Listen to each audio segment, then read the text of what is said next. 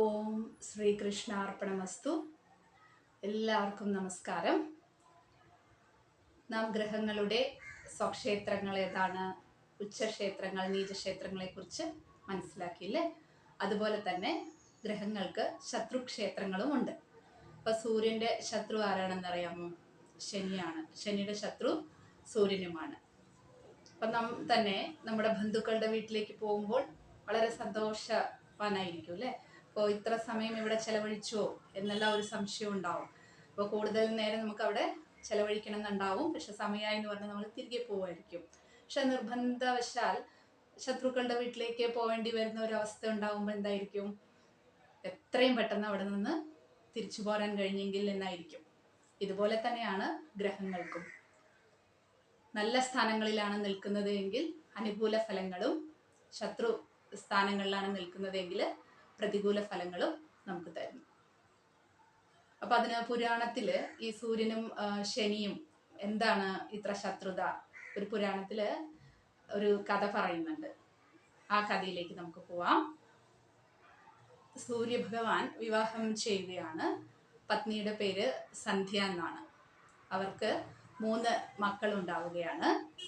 മനു, യമ, യാമി, അങ്ങനെ 3 കുട്ടികൾ അവർക്ക് ഉണ്ടായി. അപ്പൊ കുറേ കാലം അവർ സുഖമായി തന്നെ താമസിച്ചു വരികയായിരുന്നു. അപ്പൊ കുറച്ചു കാലം കഴിഞ്ഞപ്പോൾ സന്ധ്യയ്ക്ക്, സൂര്യന്റെ ഭാര്യ സന്ധ്യയ്ക്ക് കുറച്ച് വിഷമം തുടങ്ങി. എന്താണ് കാരണം?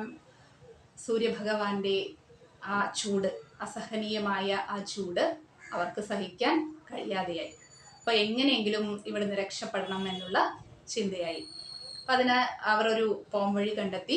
തൻ്റെ നിഴലുകൊണ്ട് ഒരു രൂപമുണ്ടാക്കുകയാണ് ചെയ്തത്. തന്നെ പോലെ തന്നെ ഉണ്ടാവും തൻ്റെ നിഴൽ എന്ന് പറയുമ്പോൾ അതേ രൂപത്തിൽ ഒരു സ്ത്രീയെ സൃഷ്ടിക്കുകയും അവർക്ക് ഛായ എന്ന് പേര് കൊടുക്കുകയും ചെയ്തു. തൻ്റെ 3 മക്കളെയും സൂര്യനെയും അവർക്ക് സമർപ്പിച്ച് പിതാവിൻ്റെ അടുത്തേക്ക് സന്ധ്യ പോവുകയാണ്. അപ്പൊ പിതാവ് പോകുന്ന ഇടയിൽ സന്ധ്യ ഒരു കാര്യം പറയാൻ വിട്ടിരുന്നില്ല. സൂര്യനുമായി കുറച്ച് അകലം സൂക്ഷിക്കണം അല്ലെ? കടുത്ത ചൂടാണ്, അതുകൊണ്ട് കുറച്ച് അകലം സൂക്ഷിച്ചാൽ ജീവിക്കാമെന്ന് ഒരു ഉപദേശം കൂടെ ഛായയ്ക്ക് കൊടുത്തുകൊണ്ടാണ് സന്ധ്യ അവിടെ നിന്ന് മടങ്ങിയത്. അപ്പൊ സന്ധ്യ നേരെ പിതാവിന്റെ അടുത്തേക്കാണ് ചെന്നത്. അപ്പൊ പിതാവ് പറയാണ്, നീ സൂര്യന്റെ അടുത്തേക്ക് തന്നെയാണ് തിരിച്ചു പോവേണ്ടത് എന്ന് പറയുമ്പോൾ അവൾക്കത് സ്വീകരിക്കാൻ കഴിയാതെ വനത്തിലേക്ക് പോവുകയും തപസ് ചെയ്യാൻ ഉദ്ദേശിക്കുകയും ചെയ്യുന്നു. ഇനി ഛായയുടെ ജീവിതം എങ്ങനെയാണെന്ന് നോക്കാം. അപ്പൊ ഛായ സുഖമായി തന്നെയാണ് ജീവിച്ചത്. ആ 3 മക്കളെയും സൂര്യഭഗവാനെയും നന്നായി പരിപാലിച്ചു തന്നെ പോന്നിരുന്നു. ആ ഇടയ്ക്ക് അവർക്ക് ഗർഭം ധരിക്കാൻ ഇടയായി. പക്ഷെ സന്ധ്യ പറഞ്ഞ ആ ഒരു കണ്ടീഷൻ അവർ സ്വീകരിച്ചിരുന്നില്ല. കുറച്ച് അകലം സൃഷ്ടിക്കണം എന്ന് പറഞ്ഞത് സ്വീകരിച്ചിരുന്നില്ല. അതുകൊണ്ട് ആ ഗർഭസ്ഥ ശിശു അതിൻ്റെതായിട്ടുള്ള വിഷമങ്ങളൊക്കെ ഒരുപാട് അനുഭവിച്ചു എന്നുള്ളതാണ്. ആ കുട്ടി അങ്ങനെ ജനിച്ചു. കറുത്ത ഇരുണ്ട നിറം എന്ന് പറയില്ലേ, അതായിരുന്നു ആ കുഞ്ഞിന്റെ നിറം. കാരണം ആ സൂര്യന്റെ ചൂടേറ്റത് കൊണ്ടാണ്. അതാണ്, അത് വേറെ ആരുമല്ല, ശനി ഭഗവാൻ തന്നെയാണ് ആ കുഞ്ഞായിട്ട് ജനിച്ചത്. അപ്പോൾ ശനിയുടെ നിറം എന്താണ്? ഇരുണ്ട നിറമാണ്. അപ്പൊ സൂര്യന് ഇത് കണ്ടപ്പോൾ സംശയം തോന്നി. ഇത്രയും തേജസ്സായിട്ടുള്ള ഒരാളാണ് അല്ലേ, അങ്ങനെയുള്ള എനിക്ക് എങ്ങനെയാ ഇരുണ്ട കുഞ്ഞ് വന്നത്, ഈ നിറമില്ലാത്ത കറുത്ത നിറത്തിലുള്ള ഒരു കുഞ്ഞ് എന്നൊക്കെ വിചാരിച്ച ആശങ്കയായി. ഛായയോട് ദേഷ്യപ്പെടാനും തുടങ്ങി. അപ്പോൾ കൂടുതൽ ഇത് അസഹനീയമായപ്പോൾ ശനി ഭഗവാന് തന്നെ ദേഷ്യം വന്നു. അച്ഛനെ ശപിക്കുകയാണ്. നിങ്ങളും ഇരുണ്ട് നിറമാകട്ടെ എന്ന് ശപിക്കുകയാണ്. ഇവിടെ സൂര്യദേവൻ മഹാദേവനെ പ്രാർത്ഥിച്ചതിന് ശേഷം തൻ്റെ രൂപം പഴയ പോലെ ആക്കുകയാണ് ചെയ്തതെന്ന് പുരാണങ്ങളിൽ പറയുന്നുണ്ട്. അപ്പോൾ സൂര്യദേവന് പിന്നീട് മനസ്സിലായി ഇതുപോലെ സന്ധ്യ ചെയ്തിട്ടുള്ള ഒരു അബദ്ധമാണ്, ഛായ ഉണ്ടാക്കിയതാണ് എന്നുള്ള വിവരങ്ങളെല്ലാം മനസ്സിലാക്കിയപ്പോൾ സൂര്യഭഗവാന് ശനിദേവനോടും ഒരു ശത്രുത തോന്നി എന്നുള്ളതാണ്. അതാണ് ശനി സൂര്യൻ തമ്മിലുള്ള ശത്രുതയ്ക്ക് കാരണമെന്ന് പുരാണങ്ങളിൽ പറയുന്നു. നമുക്ക് വീണ്ടും സൂര്യ കർമ്മദോഷങ്ങളിലേക്ക് പോവാം. അപ്പൊ 4 നക്ഷത്രങ്ങൾ പറഞ്ഞിരുന്നു. അശ്വതി, ആയില്യം, അനിഴം, പൂരോരുട്ടാതി. ഇത് സൂര്യ കർമ്മദോഷം പേറുന്ന നക്ഷത്രങ്ങളാണ്. നക്ഷത്രങ്ങളുടെ കാര്യം പറഞ്ഞു. ഇനി ഗ്രഹം എന്ന് പറയുന്നത് കേതുവാണ്. സൂര്യന്റെ കർമ്മദോഷം വരുന്ന ഗ്രഹം എന്ന് പറയുന്നത് കേതുവാണ്. കാരണം കേതു ജനിച്ചത് ആയില്യം നക്ഷത്രത്തിലാണ്. നമ്മുടെ എല്ലാ ഗ്രഹങ്ങൾക്കും ജനനം അതിനും ഓരോ നക്ഷത്രങ്ങളുണ്ട്. അപ്പൊ കേതുവിന്റെ ജനനം ആയില്യം നക്ഷത്രത്തിലാണ്. അപ്പൊ ആയില്യം നക്ഷത്രം എന്ന് പറയുന്നത് സൂര്യന്റെ കർമ്മദോഷമുള്ളതുകൊണ്ട് ഉള്ള ഒരു നക്ഷത്രമാണല്ലേ. അപ്പോൾ അതാണ് അതിന് കാരണം. അപ്പൊ കേതുവിന്റെ മൂലത്രികോണം എന്ന് പറയും, അത് മീനം രാശിയാണ്. അപ്പൊ മീനം രാശിക്കും എന്തുണ്ട്? സൂര്യന്റെ കർമ്മദോഷമുണ്ട്. അപ്പൊ കാലപുരുഷന്റെ മീനം രാശി എന്ന് പറയുന്നത് എന്താണ്? 12ാം ഭാവമാണ്. നാം ആദ്യം പഠിച്ചത് ഓരോന്നായിട്ട് കണക്ട് ചെയ്ത് വരികയാണ്. അപ്പൊ വളരെ ശ്രദ്ധയോടെ മുന്നോട്ട് പോവുകയാണെങ്കിൽ അനായാസേന നമുക്ക് നമ്മുടെ ജീവിതം എന്താണെന്ന് മനസ്സിലാക്കാൻ ഇതിലൂടെ സാധിക്കും. അപ്പൊ മീനം എന്ന് പറയുന്നത് കാലപുരുഷന്റെ 12ാം ഭാവമാണ്. അതുകൊണ്ട് നമ്മുടെ ജാതകത്തില് 12ാം ഭാവത്തിനും സൂര്യന്റെ കർമ്മദോഷം ഉണ്ടാവും എന്നുള്ളതാണ്. ഈ 3 കാര്യങ്ങളാണ് ഇതിൽ ശ്രദ്ധിക്കേണ്ടത്. ഏതെല്ലാം നക്ഷത്രങ്ങൾക്കാണ് സൂര്യന്റെ കർമ്മദോഷം ഉണ്ടാവുന്നത്, ഏത് ഗ്രഹത്തിനാണ്? കേതു എന്നുള്ള ഗ്രഹത്തിനാണ്. രാശി മീനം രാശിയാണ്. ഭാവം എന്ന് പറയുന്നത് 12ാം ഭാവമാണ്.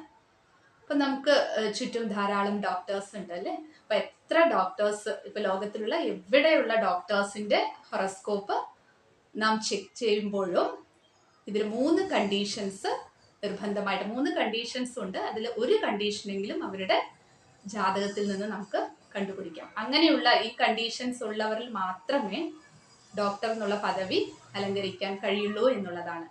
നാം ഇന്നലെ തന്നെ സൂചിപ്പിച്ചിരുന്നു, ഒരു പ്രാവശ്യം കൂടെ ആവർത്തിക്കാം. ഒന്നാമത്തെ കണ്ടീഷൻ എന്ന് പറയുന്നത് കർമ്മ മേഖല എന്ന് പറയുന്നത് 6ാം ഭാവവും 10ാം ഭാവവുമാണ്.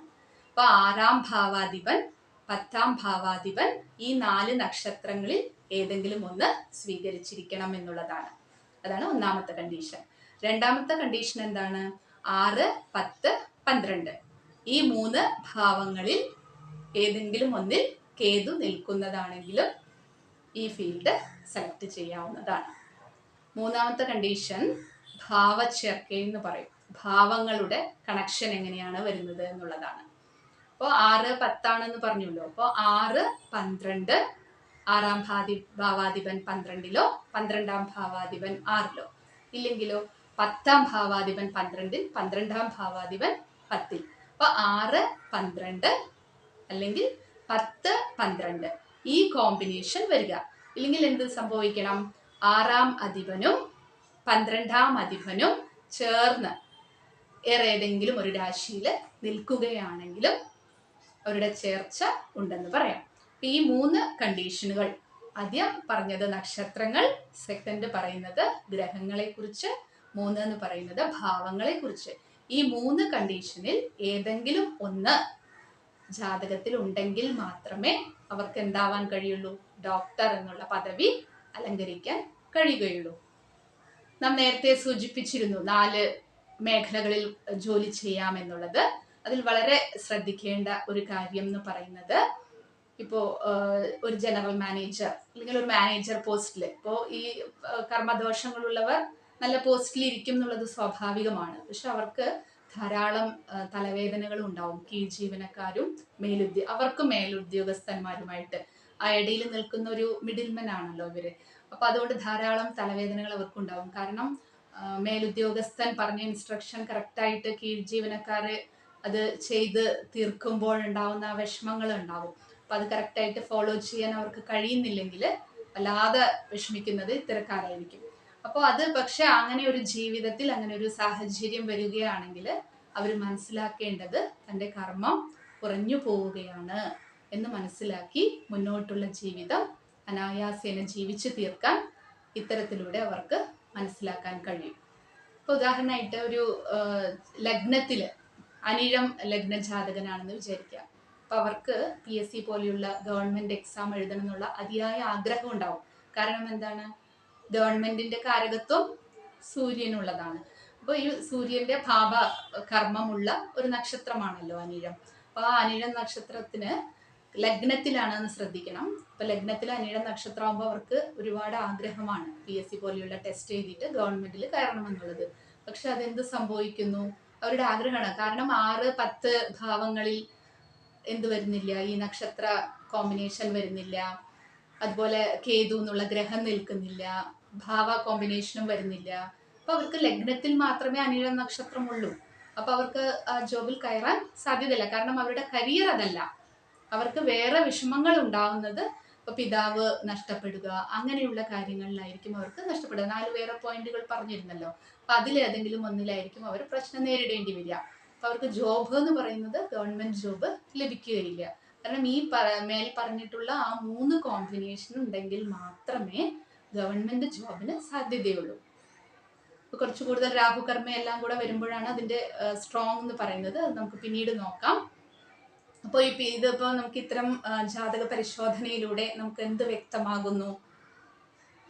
നമുക്ക് ഇതുപോലെ ഗവൺമെന്റ് ജോബിന് നമുക്ക് ഉള്ളിലേക്ക് കടക്കാൻ കഴിയുമോ, നമുക്ക് ആ സർവീസ് എഴുതി എടുക്കാൻ കഴിയുമോ എന്നുള്ളത് വ്യക്തമായിട്ട് നമ്മുടെ ജാതകം നമുക്ക് പറഞ്ഞു തരും എന്നുള്ളതാണ്. പിന്നെ ഇത്തരക്കാർ ശ്രദ്ധിക്കേണ്ടത്, ഈ സൂര്യന്റെ കർമ്മദോഷമുള്ളവർ ശ്രദ്ധിക്കേണ്ട വളരെ പ്രധാനപ്പെട്ട ഒരു പോയിന്റ് എന്ന് പറയുന്നത്, മെഡിസിൻ എന്ന് പറഞ്ഞത് ഇവരുടെ കാരകത്വത്തിൽ വരുന്നതാണെന്ന് പറഞ്ഞു. അപ്പോൾ ഇവർ ഹോസ്പിറ്റലിലേക്ക് പോവുകയാണെങ്കിൽ ഇവർക്ക് ശരിയായ ചികിത്സ ലഭ്യമാണോ എന്നുള്ളത് ഉറപ്പുവരുത്തണം. കാരണം വലിയ വലിയ അസുഖങ്ങളൊക്കെ ഒരു ആശുപത്രിയിൽ പോകുമ്പോൾ പറയും. പക്ഷെ അത് കേട്ടിട്ട് വേഗം ഓപ്പറേഷനൊക്കെ തയ്യാറാവുക എന്നുള്ളതൊക്കെ ശ്രദ്ധിക്കേണ്ട കാര്യമാണ്. കാരണം ഏത് മുൻജന്മത്തിൽ നാം ഏത് കാര്യത്തിലാണോ തെറ്റ് ചെയ്തിരിക്കുന്നത് എന്ന് നമുക്ക് സ്പെസിഫിക് ആയിട്ട് പറയാൻ പറ്റില്ല. നമ്മുടെ ജീവിതം ഇപ്പോൾ പിതാവിന്റെ ഒരു പ്രശ്നമുള്ളവരാണ്, ഈ 4 നക്ഷത്രത്തില് പിതാവിന്റെ ഒരു പ്രശ്നമുള്ളവരാണ് എങ്കിൽ, പിതാവിന്റെ സുഖം നമുക്ക് ലഭിക്കാതെ പിതാവ് ചെറുപ്പത്തിൽ തന്നെ മരിച്ചു പോവുക, അങ്ങനെയൊക്കെ ആണെങ്കിൽ നമുക്ക് തന്നെ മനസ്സിലാക്കാം നമ്മുടെ ജീവിതത്തിൽ എന്താണ് പ്രശ്നം വന്നിരിക്കുന്നത്, നമ്മൾ പൂർവിക ജന്മത്തിൽ എന്താണ് പ്രശ്നം ചെയ്തിരിക്കുന്നത് എന്ന് വ്യക്തമാക്കാം. ഇല്ലെങ്കിൽ എന്തായിരിക്കും, ഗവൺമെന്റ് സർവീസിൽ കയറിയിട്ട് അവിടെ നിന്നുള്ള പ്രശ്നങ്ങൾ അഭിമുഖീകരിക്കുക, ഇല്ലെങ്കിൽ ഹയർ പോസ്റ്റിൽ ഇരുന്നിട്ട് കീഴ് ജീവനക്കാരുമായിട്ട് കോപ്പറേറ്റ് ചെയ്യാൻ കഴിയാതെ വരിക, ഇങ്ങനെയുള്ള പ്രശ്നങ്ങളൊക്കെ നമുക്ക് സാധാരണയായിട്ട് കണ്ടുവരാറുണ്ട്.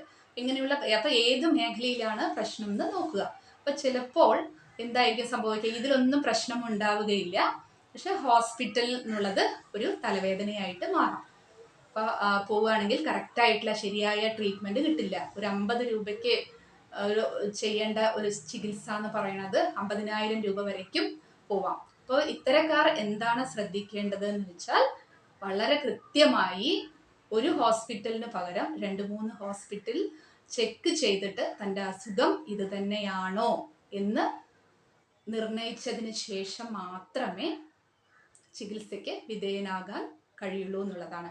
അതാണ് ഈ സൂര്യ കർമ്മയില് പ്രധാനമായിട്ടും നാം ശ്രദ്ധിക്കേണ്ട കാര്യം. ഹോസ്പിറ്റൽ തന്നെയാണ് ഇന്നെന്ന് പറയുന്നത് ഒരു മാഫിയ സംഘം പോലെ തന്നെയാണ് ഹോസ്പിറ്റലുകൾ. അതുകൊണ്ട് ഇത്തരക്കാർ വളരെയധികം ഇതിൽ ശ്രദ്ധിക്കേണ്ടതാണ്. ഇനി കുറച്ച് സൂര്യകർമ്മയിലുള്ളവർ കുറച്ച് ഈഗോ ഉള്ളവരായിരിക്കും. അപ്പോൾ അതൊന്ന് അവർ മാറ്റേണ്ടതുണ്ട്.